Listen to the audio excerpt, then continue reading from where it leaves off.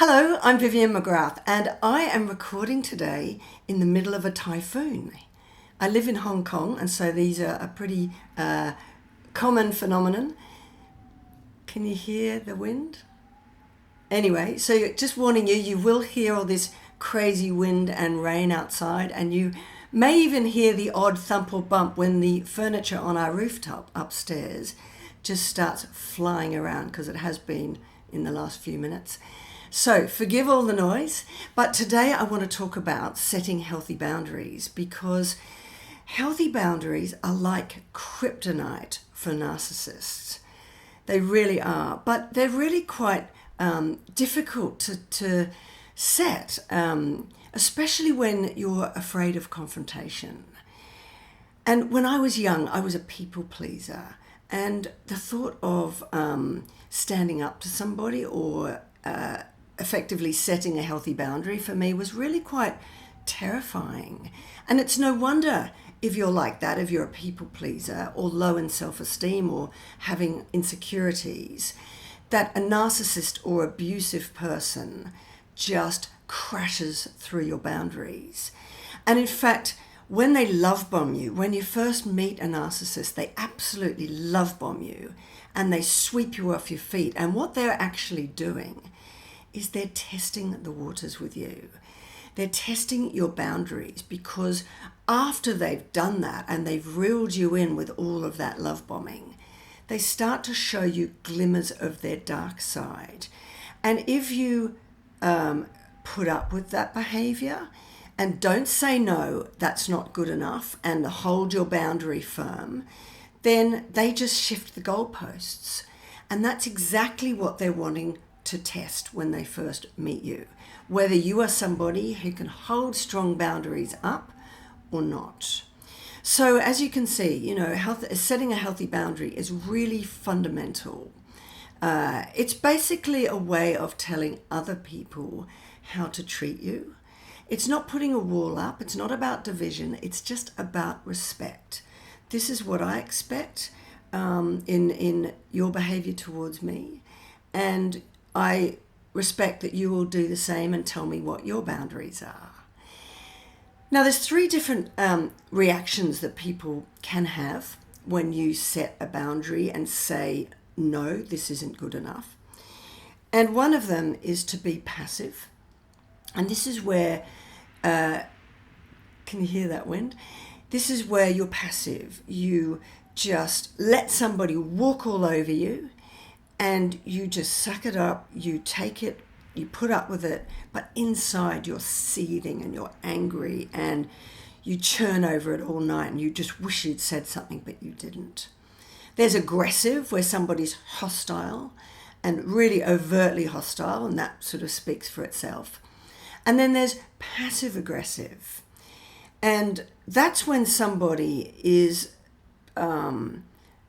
to the outside looking like they're passive, but they're actually covertly hostile and aggressive.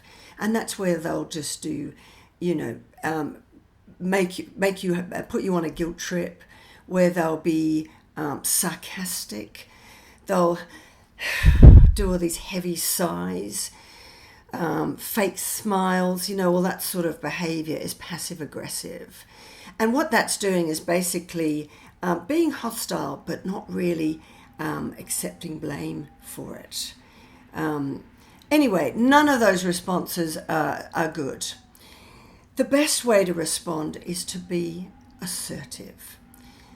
Now, looking back when I was young, and I was absolutely a people pleaser, and I was low in self-esteem, and I was insecure, the thought of confronting somebody, whether it was to be assertive or not, was really quite terrifying. So I would just be passive.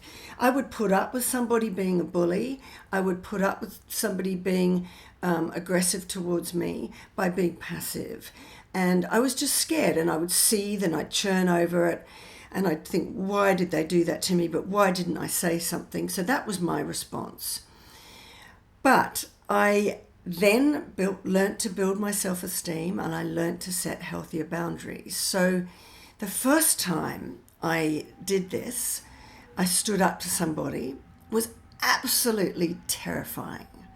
I'd had all these different, I'd been bullied, and I'd had, in my career as a television producer, I'd had quite misogynist males sometimes bullying me and not being very nice. And the first time I stood up to this was so terrifying.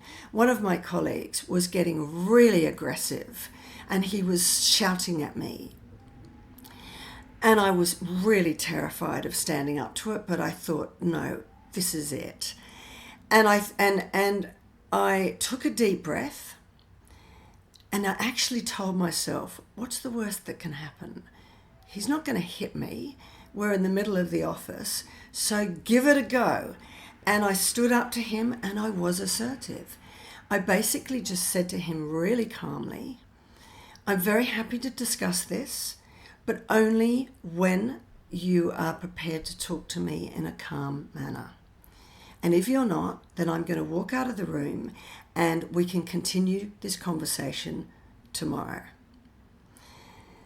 And then I walked out of the room because he wasn't going to calm down, and I was shaking like a leaf. Oh my God, I was just terrified. But you know what? It worked, because bullies are cowards.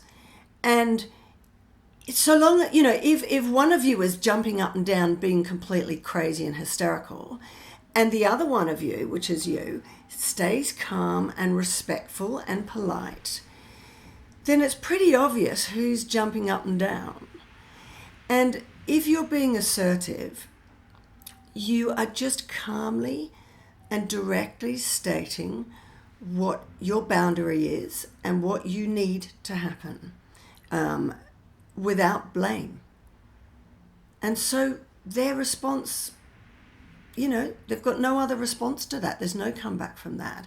So it works. And bullies are cowards. And when you do that, they just melt away. And in fact, what happened was that guy ended up really respecting me and becoming a really good friend after that, and never crossing my boundaries again. So I would really urge you to start to think about your relationships. Are you accepting behavior that's not good enough for you? That's not good for your well-being? Are you accepting that passively? Are you being passive-aggressive in your response, or aggressive? If you are, then I would urge you to think about changing your response, because we can choose how we respond to people. I call it responsibility. You have the ability to respond the way you choose. That's the furniture flying around on the roof. And the way you should choose is to be assertive.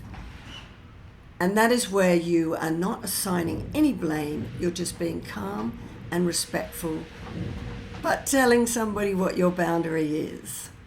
Okay, I'm going to finish up now because it is a crazy typhoon up there. But set healthy boundaries, because when you do, narcissists actually suddenly,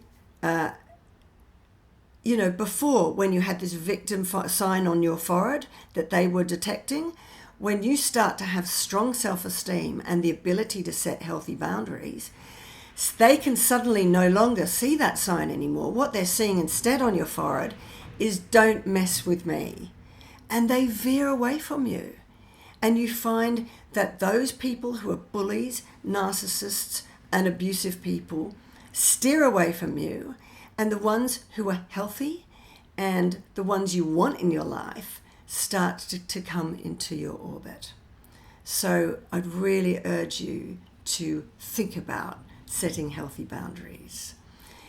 Anyway, I'll sign off from a very windy, typhoon-ridden Hong Kong, and I'll see you soon.